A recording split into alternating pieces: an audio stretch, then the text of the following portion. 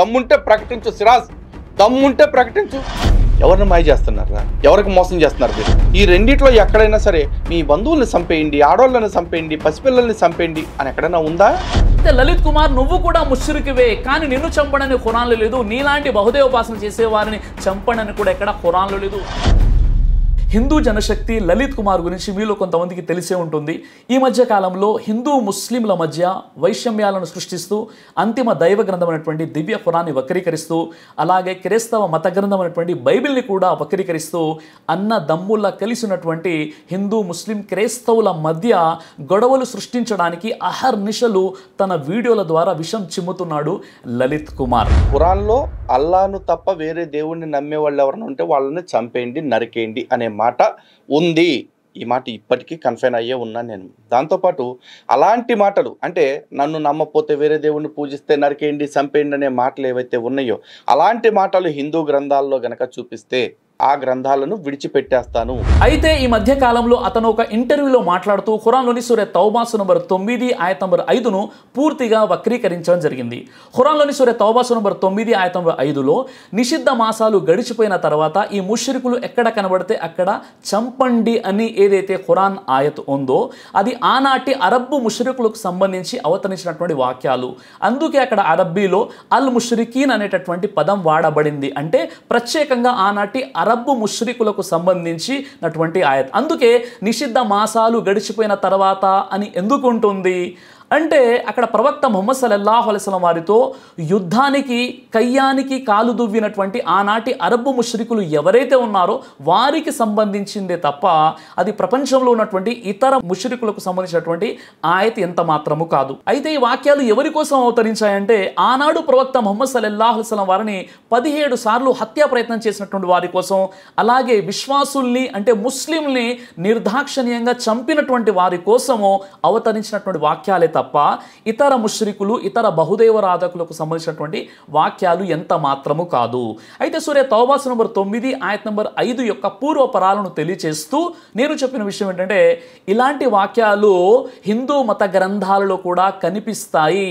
అయినంత మాత్రాన వాటిని మనం అవుట్ ఆఫ్ కంటెక్స్ట్గా మనం ఎట్టి పరిస్థితుల్లో తీసుకోవద్దు అని నేను కొన్ని రెఫరెన్సెస్ హిందూ మత గ్రంథాల నుండి చెప్పడం జరిగింది.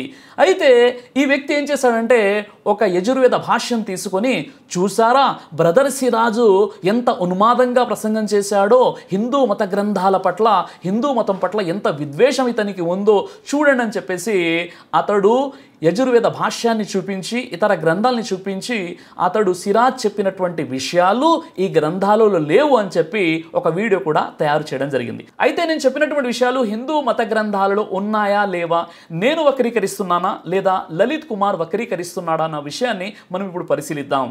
అయితే యజుర్వేదం 13వ అధ్యాయం 12-13 మంత్రాలు ఏవైతే నేను చెప్పానో లలిత్ కుమార్ ఏం చెప్పాడో ఒకసారి మీరు చూడండి.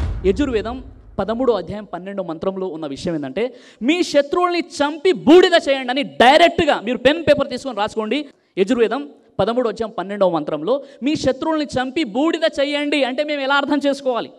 ముందు ఈ 13వ అధ్యాయంలో ఉన్న 12-13 మంత్రాలకి సిరాజ్ ఏం చెప్పారో మీరు విన్నారు. యజుర్వేదంలోని 13వ అధ్యాయంలో ఉన్న 12-13 మంత్రాల్లో ఏముందో చూడండి. నిజానికి ఈ మంత్రం దేవుడు మనుషులకి చెప్తున్నది కాదు. ప్రజల్ని రక్షించే విషయంలో రాజు వ్యవహార శైలి ఎలా ఉండాలి అనే దాని గురించి చెప్పబడుతూ ఉన్నది. ఎందుకంటే 12వ మంత్రం కనుక చూసుకుంటే దాని భావార్థాన్ని ఒకసారి మీకు చెప్తున్నాను చూడండి. ఇక్కడ ఈ మంత్రం ధూపమాలంకారమున కలదు. రాజు మొదలగు సభాజనులు ధర్మము విషయముల్లో కూడి జలముల వలె మిత్రులకు శీతలత్వమును ప్రసాదించుచు అగ్నివలే శత్రువులను భస్మమునర్చవలెను. చాటుగా నుండి శత్రువుల నుసుగొల్పు నీచుణ్ణి దృఢబంధములచే బంధించి నిష్కంటకముగా రాజ్యమేలవలెను. ఇక్కడ ఎంతకాడికి తప్పుడు విధానాలతో వచ్చే శత్రువుల నుంచి మిమ్మల్ని కాపాడు అని ప్రజలు రాజుకు మొరపెట్టుకుంటున్నది ఉన్నదే కానీ ఎక్కడైనా సరే దేవుడు నీ శత్రువుల్ని నాశనం చేసేస్తా, నన్ను నమ్మనోళ్ళని నరికేస్తా, కాల్చేస్తా అని ఉన్నది ఏదైనా ఉందా? అయినా కానీ ఎంత దారుణంగా వక్రీకరిస్తున్నాడో ఒక్కసారి మీరే చూడండి. ఇక్కడతో అయిపోయిందా? అయితే యజుర్వేదం 13వ అధ్యాయం 12వ మంత్రం ఏదైతే నేను తీసుకున్నానో అది ఇంగ్లీష్ నుండి తీసుకున్నాను కాబట్టి ముందుగా ఇంగ్లీష్లో ఏముందో మనం చూద్దాం. ఇది యజుర్వేద సంహిత. ఇక్కడ యజుర్వేద సంహిత 13వ అధ్యాయం 12వ మంత్రంలో ఏముందో ఒకసారి మీరు చూడండి. రైసబో అగ్ని spread you out before us burn down our force. ఇక్కడ స్పష్టంగా మీరు చూడవచ్చు బర్న్ డౌన్ అవర్ ఫోర్స్ అని. అంటే మీ శత్రువుల్ని కాల్చి బూడిద చేయండి అని స్పష్టంగా ఇక్కడ ఇంగ్లీష్లో ఉంది. దాని యొక్క తెలుగు ట్రాన్స్లేషన్ నేను చేసి చెప్పాను. అయితే ఇప్పుడు మనం శుక్ల యజుర్వేదములో ఏ విధంగా ట్రాన్స్లేషన్ ఉంది, లలిత్ కుమార్ ఏ విధంగా వక్రీకరించి చెప్పాడో ఒకసారి ఇప్పుడు మనం చూద్దాం. ఇక్కడ నా చేతిలో ఉన్నటువంటిది శుక్ల యజుర్వేద సంహిత, అనువాదం డాక్టర్ వి భాస్కర్ రాజు. ఇక్కడ స్పష్టంగా 13వ అధ్యాయం 12వ మంత్రాన్ని కాస్త మనం చూసినట్లయితే, ఓ అగ్ని నీవు మేలుకొని ప్రజ్వరిల్లి అన్ని దిక్కులకు వ్యాపించెదవుగాక, మా పట్ల శత్రుత్వం కలిగి ఉన్న దుష్ట శక్తువులను శత్రు సంబంధువులను దహించి వేయుదుగాక అని చాలా స్పష్టంగా ఇక్కడ కనిపిస్తుంది. మీరు చూడవచ్చు. ఏదైతే నేను చెప్పానో అది ఇక్కడ మీరు యజుర్వేద సంహితలో మీరు చూడవచ్చు. అయితే ఇప్పుడు చెప్పండి, నేను ఎక్కడ తప్పు చెప్పాను? ఇక్కడ లలిత్ కుమార్ అంటాడు, లేదండి అది రాజు ప్రజలకు ఆదేశిస్తున్నాడు లేదా రాజుకు ఆదేశించడం జరిగింది, ఇది దేవుడు చెప్పింది కాదు అంటే, దేవుడు చెప్పింది గ్రంథంలో ఎందుకు ఉంటుంది? ఇక్కడ ఎవరికి చెప్పారు అన్నది కాదు. రాజు రైతుకు చెప్పాడా, లేదా రైతు రాజుకు చెప్పాడా, లేదా రాజు పాలకులకు చెప్పాడన్న విషయం కాదు. ఇక్కడ శత్రువులను చంపి దహించి వేయండి అన్న విషయం ఉందా లేదా? ఆ ఉన్న విషయాన్ని నేను చెప్పాను. లేదండి దాని కాంటెక్స్ట్ వేరు అని మీరు అన్నట్లయితే, మరి ఖురాన్లో సూరా తౌబా నంబర్ 9 ఆయత నంబర్ 5 కాంటెక్స్ట్ కూడా వేరేగా ఉంది అని నేను చెప్పాను. ఇక అలాగే నేను చెప్పినటువంటి రెండవ మంత్రం యజుర్వేదం 13వ అధ్యాయం 13వ మంత్రం. నేనేం చెప్పాను, అతడు ఏం చెప్పాడో ఒకసారి ముందు మీరు చూడండి. యజుర్వేదం 13వ అధ్యాయం 13వ మంత్రంలో ఉన్న విషయం ఏంటంటే, మీ శత్రువుల్ని చంపివేయండి. వారు మీ బంధువులైనా సరే, మీ స్నేహితులైనా సరే, అపరిచితులైనా సరే వారిని చంపి కాల్ చేయండి అని యజుర్వేదంలో ఉంది. 13వ అధ్యాయం 13వ మంత్రం. సరే, 13వ అధ్యాయములో 12వ మంత్రము దాని భావార్థము. ఓకేనా? ఇక మరి 13వ మంత్రం కూడా చెప్పారుగా, ఆ 13వ మంత్రము దాని భావార్థం కూడా ఒక్కసారి చూద్దాము. మానవులు రాజైశ్వర్యములను పొంది ఉత్తమ గుణకర్మ స్వభావయుక్తులై ప్రజలకు ప్రత్యేకించి దరిద్రులకు సుఖమును కలిగించవలెను. ధర్మమునందు స్థిరముగా నుండి నిరంతరము శిక్షణను జరుపుచు అందరిలో ఉత్తముడైన వాణ్ణి సభాపతి రాజుగా ఎంచుకొనవలెను. ఏముంది? రాజుగా ఎలాంటి వాడిని ఎంచుకోవాలి అని మాత్రమే ఉంది. ఈ రెండిట్లో ఎక్కడైనా సరే మీ బంధువుల్ని చంపేయండి, ఆడవాళ్ళని చంపేయండి, పసిపిల్లల్ని చంపేయండి అని ఎక్కడైనా ఉందా? ఎక్కడా లేదుగా. ఇప్పుడు మీరు చూసారు కదా, ఇతడేం చెప్పాడు? బ్రదర్ సిరాజ్ ఏ విధంగా వక్రీకరిస్తున్నాడు, అసలు ఈ విషయం ఇక్కడ లేనే లేదు అనే విధంగా ఇతడు తీసుకొచ్చాడు. అయితే ఇప్పుడు మనం పరిశీలిద్దాం, నిజంగా నేను అది ఎక్కడి నుండి తీసుకున్నాను, అక్కడ ఉందా లేదా, ఇంగ్లీష్లో ఏముంది, తెలుగులో ఏముందో ఒకసారి మనం పరిశీలిద్దాం. ఇక్కడ మీరు చూడండి, ఇంగ్లీష్లో ఉన్నటువంటి యజుర్వేద సంహిత అధ్యాయం 13 మంత్రం 13ని ఇప్పుడు మనం పరిశీలిద్దాం. అక్కడ ఏముందో చూడండి. ఇది యజుర్వేద సంహిత అధ్యాయం 13 మరియు శ్లోకం 13లో ఇక్కడ ఏముంది, నేనేం చెప్పాను, నేను ఏదైనా తప్పుగా చెప్పానా ఒకసారి మీరే చూడండి. Destroy our foemen whether kin or stranger అని చాలా స్పష్టంగా ఇక్కడ ఉంది, మీరు చూడవచ్చు. అంటే మీ యొక్క శత్రువుల్ని దహించి వేయండి, వారు ఒకవేళ మీ బంధువులైనా లేదా అపరిచితులైనా అనే అర్థం రాదా? ఒకసారి చూడండి. ఇదేదో ముస్లింలు ట్రాన్స్లేషన్ చేసినటువంటి గ్రంథం కాదు. అయితే ఇప్పుడు మనం శుక్ల యజుర్వేద సంహిత 13వ అధ్యాయం 13వ మంత్రం తెలుగులో ఎలా ట్రాన్స్లేట్ చేశారో ఒకసారి మనం చూద్దాం. ఇప్పుడు నా చేతిలో మీరు ఏదైతే చూస్తున్నారో శుక్ల యజుర్వేద సంహిత 13వ అధ్యాయము 13వ మంత్రాన్ని ఒకసారి మనం చూద్దాం. ఓ అగ్ని మాలో దివ్యమైన తేజస్సు శక్తిని పైనికి ఎత్తి దానిని మాలో స్థాపించుదువుగాక, మాలో స్థిరముగా ఉన్న దుష్ట రాక్షస తత్వములను అణిచివేయుదువుగాక, ఒక్కటిగా ఉన్న జంటలుగా ఉన్న దుష్ట శక్తులను నిర్మూలించదువుగాక, ఆ దుష్ట శక్తులను నీ జ్వాలలకు అప్పగింతునుగాక. అంటే ఇక్కడ మీరు చూడండి, పూర్తిగా ఇంగ్లీష్లో ఉన్నటువంటి అర్థానికి తెలుగులో ఉన్నటువంటి అర్థానికి ఏదైనా వ్యత్యాసం, ఏదైనా పొంతన ఉందంటే ఇక్కడ పొంతన మాత్రం కనిపించట్లేదు. మీరు హిందీలో ఉన్నటువంటి వేదాలు చూడండి, నేను ఏది చెప్పానో సేమ్ యాజ్ ఇట్ ఈస్ అలాంటి అర్థం ఇక్కడ హిందీ వేదాస్లో ఉన్నటువంటి ట్రాన్స్లేషన్లో కనిపిస్తుంది. ఇంగ్లీష్లో కూడా ట్రాన్స్లేషన్ అలాగే కనిపిస్తుంది.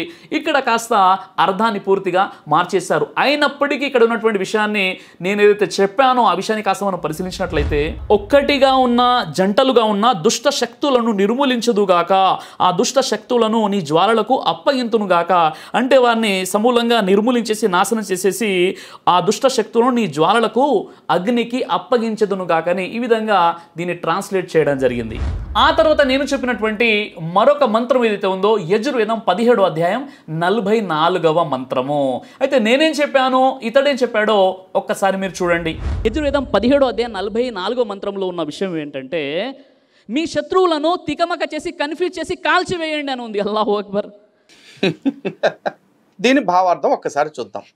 అతి ప్రశంసనీయ శక్తి సామర్థ్యయుక్త సూరవీర పురుష సైనికులను స్వీకరించున్నట్లు సభాపతి మున్నగు వారు సూరవీరులకు మహిళా సైన్యమును కూడా స్వీకరించవలయను.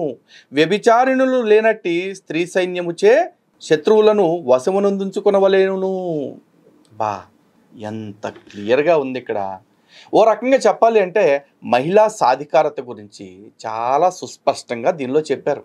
సూరవీరులకు పురుషులని ఏ విధంగా నువ్వు సైన్యంలోకి తీసుకుంటావో అలాగే సూరవీరులకు మహిళామణులను కూడా సైన్యంలోకి తీసుకో. అంతేకాదు వాళ్ళల్లో వ్యభిచారము లేనట్టుగా చూసుకొని వాళ్ళ అధీనంలో శత్రువుల నుంచేలాగా చూడు అని చెప్పేసి అన్నారు. అంతేగాని మాడి మహిళల్ని చిన్నపిల్లలను కూడా చంపేమని చెప్తుంది. అల్లాహు అక్బర్ అని లేదు కదా అక్కడ. అయితే నేను చెప్పినటువంటి యజుర్వేదం 17వ అధ్యాయం 44వ మంత్రం ఏదైతే ఉందో ఇది ఉన్నది ఉన్నట్టుగా చెప్పానా లేదా నేను ఏదైనా వక్రీకరించానా లలిత్ కుమార్ చెప్పినట్లుగా? ఇప్పుడు మనం చూద్దాం.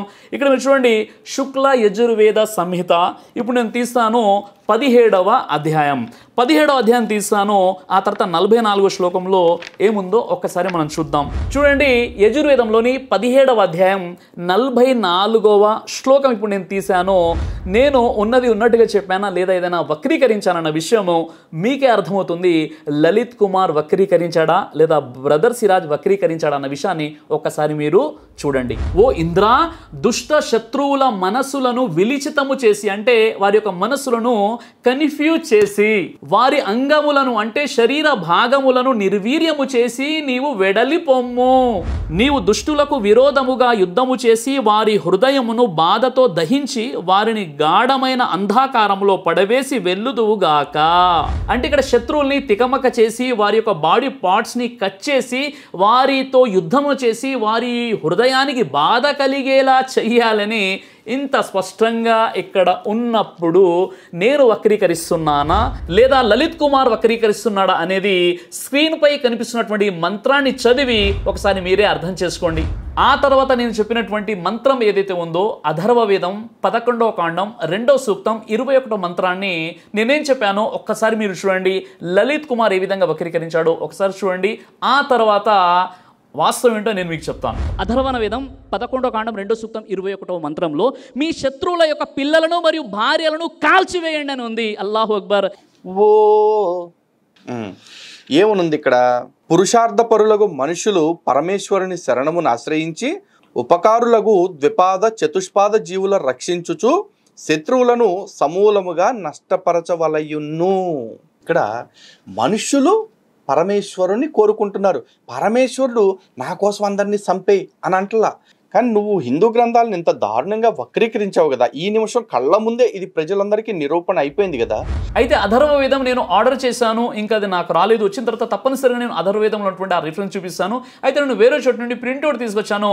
అందులో ఏముందో ఒకసారి మనం చూద్దాం. అథర్వ వేద 11వ కాండం 2వ సూక్తం 21వ మంత్రం. ఇక్కడ ఏదైతే ప్రింట్అవుట్ ఉందో ఈ ప్రింట్అవుట్ని మీరు చాలా స్పష్టంగా చూడండి. O strong god Ugra slay the offspring of the blasphemers. ఇక్కడ స్లే ది ఆఫ్ స్ప్రింగ్ అనేటటువంటి పదం ఏదైతే వాడబడిందో ఇక్కడ శత్రువుల యొక్క సంతానాన్ని చంపేయండి. మరో ట్రాన్స్లేషన్ మీరు తీసుకుంటే అక్కడ శత్రువుల యొక్క భార్యను మరియు పిల్లల్ని కూడా చంపండి అని ఉంది. ఇక్కడ హిందూ గ్రంథాల ఒక ప్రత్యేకత ఏంటంటే ఇక్కడ ఇంగ్లీష్లో ఉన్నది తెలుగులో ఉండదు, తెలుగులో ఉన్నది హిందీలో ఉండదు. రకరకాలుగా ఎవరికి ఇష్టం వచ్చినట్లు వారు రాసుకుంటూ వెళ్ళడమే ఈ గ్రంథాల యొక్క ప్రత్యేకత. కాబట్టి సిరాజ్ గారు ఇలా చెప్పారు అలా లేదు అని కన్ఫ్యూజ్ అవ్వకండి. ఏ గ్రంథం నుండి చెప్పాను, ఎవరి ట్రాన్స్లేషన్ చెప్పాను అది తీసి చదివేటటువంటి ప్రయత్నం చేయండి. ఇక్కడ అదే మీరు హిందీ ట్రాన్స్లేషన్ కనుక మీరు చూసినట్లయితే హిందీలో ఇక్కడ స్పష్టంగా మీకు కనిపిస్తుంది. ఆప్ అప్నే శస్త్రు కో అన్యత్ర దేవహింసకోంకి ప్రజాపర్ ఛోడ్కర్ ఉన్కా వినాశ్ కరే అని చాలా స్పష్టంగా ఇక్కడ కనిపిస్తుంది. ఈ విధంగా చూసినట్లయితే ఇంగ్లీష్లో ఉన్నది హిందీలో ఉండదు, హిందీలో ఉన్నది తెలుగులో మీకు కనిపించదు.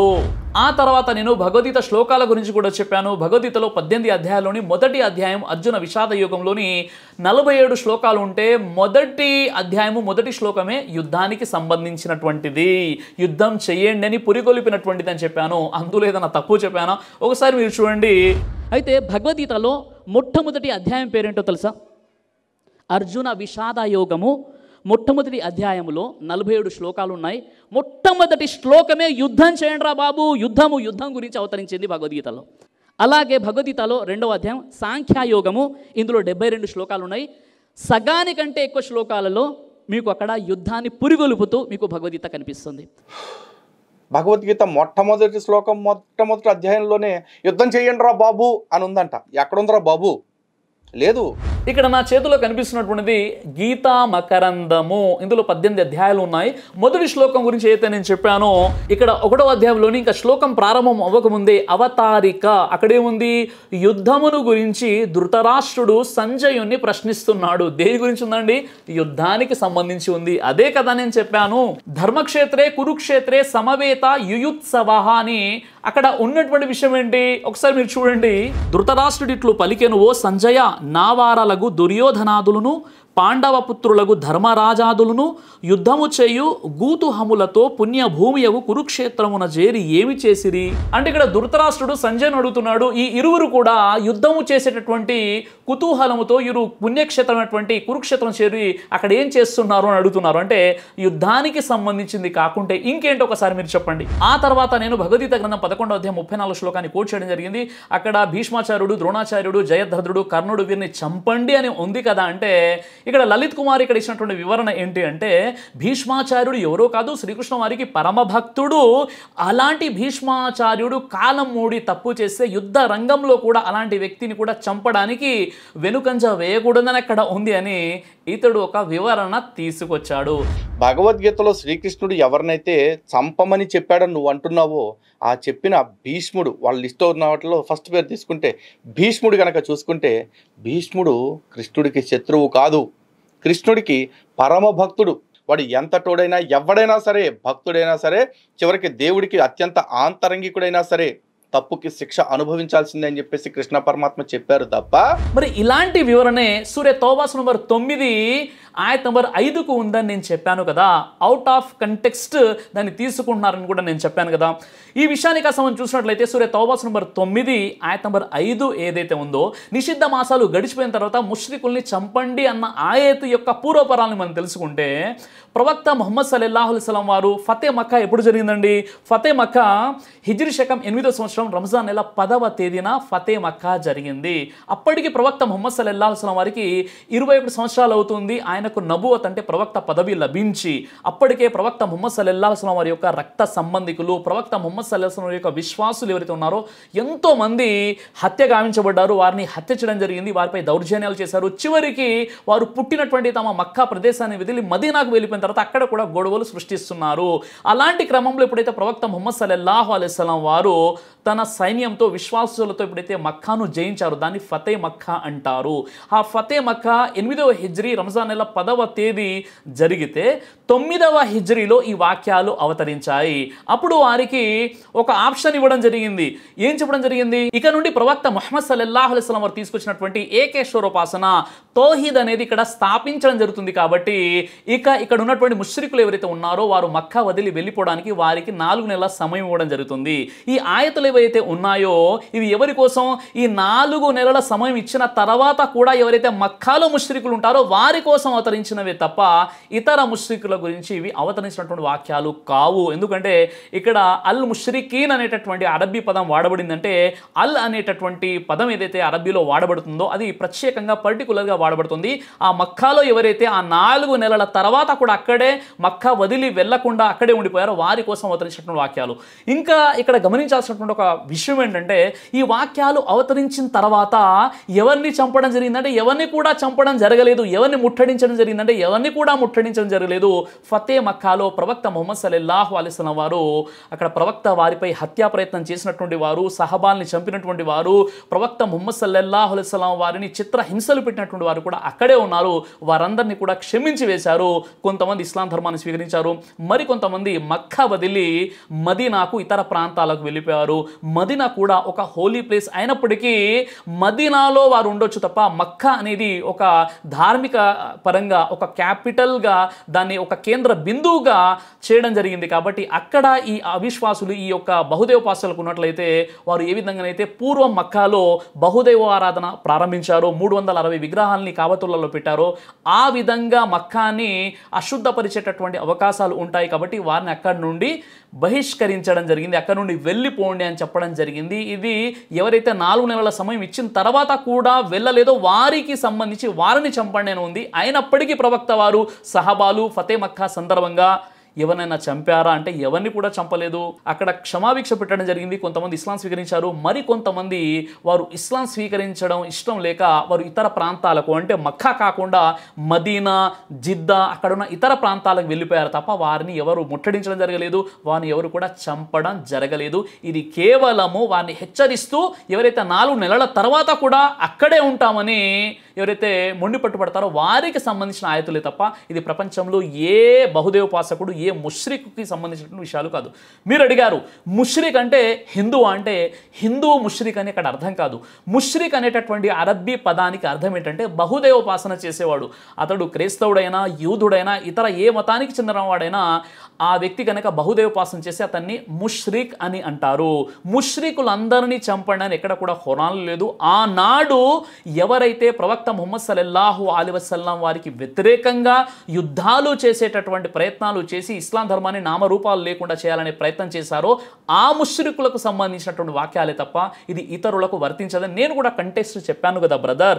ఈ విషయం మీరు వినరు, మీరే కెలుక్కుంటారు. తర్వాత మేము ఏదైనా జవాబిస్తే దానికి సంబంధించి మీరే అంటున్నారు కదా పిసుకుంటారు, ఏదో అది మొత్తం మీరు చేస్తున్నారు, నేను చేయట్లేదు. అందుకే చూడండి సూర తౌబా నంబర్ 9 ఆయత నంబర్ 6లో కాస్త మీరు పరిశీలించినట్లయితే ముష్రికులు ఏ వ్యక్తి అయినా నీ శరణు కోరితే అతనికి దైవవాణి వినేంత వరకు ఆశ్రమివు, ఆ తర్వాత అతని యొక్క సురక్షితమైనటువంటి ప్రదేశానికి తీసుకెళ్లి చేర్చు అని అక్కడ ఉంది. అంటే ఇది ఎవరికి సంబంధించింది? ఆ 4 నెలల తర్వాత కూడా అక్కడ నుండి ఎవరైనా వెళ్ళిపోకుండా తర్వాత వచ్చేసి నీ శరణు కోరినట్లయితే దైవ వాణి వినేంత వరకు అతనికి అవకాశం ఇవ్వు, ఆ తర్వాత ఒక సురక్షితమైనటువంటి ప్రదేశంలో అతన్ని విడిచిపెట్టు అని అంత స్పష్టంగా అక్కడ చెప్పడం జరిగింది. కాబట్టి మీరు అనుకుంటున్నట్లుగా మీరు ఏదో తెలుగు ట్రాన్స్లేషన్ చదివి ఇది ఇలా ఉంది అనుకుంటే అది మీ యొక్క పచ్చి మూర్ఖత్వం అవుతుంది. ఇస్లాంలో ఎక్కడ కూడా ఎక్కడ పడితే అక్కడ ప్రజల్ని లేదా ముష్రికుల్ని చంపడని లేదు. ఇది కేవలం మక్కాలో ఎవరైతే ప్రవక్త ముహమ్మద్ సల్లల్లాహు అలైహి వసల్లం మరియు విశ్వాసులకు వ్యతిరేకంగా యుద్ధాలు కుట్రలు కుతంత్రాలు చేసేటటువంటి ప్రయత్నాలు చేశారో వారికి సంబంధించింది తప్ప ఇది కామన్గా వర్తించదు. ఇప్పటికీ ఈ వీడియో అనేది చాలా లెందీ అయిపోయింది, వీక్షకులకు అసౌకర్యంగా ఉంటుంది. కాబట్టి లలిత్ కుమార్ యొక్క మతోన్మాదం తెలియాలంటే పార్ట్ 2ని కూడా తప్పనిసరిగా మీరు చూడండి. లలిత్ కుమార్ నువ్వు ఎందుకంత ఫ్రస్ట్రేషన్ గురైపోతున్నావు, ఎందుకంత భయపడుతున్నావు? కాస్త కూల్గా ఉండే ప్రయత్నం చేయి, నువ్వు భయపడాల్సినటువంటి అవసరం లేదు. నీలాంటోడు సమానత్వం కోసం చెప్పడానికి ఎట్టి పరిస్థితుల్లో సరిపోరు. కులం పేరుతో దూషిస్తున్నది ఎవరు? వారిని పండితులుగా వారిని పూజారులుగా గుళ్ళో చూసేటటువంటి దమ్ము ధైర్యము మీకు ఉందా? ప్రేమ జాలి దయ గురించి మాట్లాడడానికి నువ్వు కానీ నీలాంటి వ్యక్తులు కానీ సరిపోరు అన్న విషయాన్ని గుర్తుపెట్టుకో.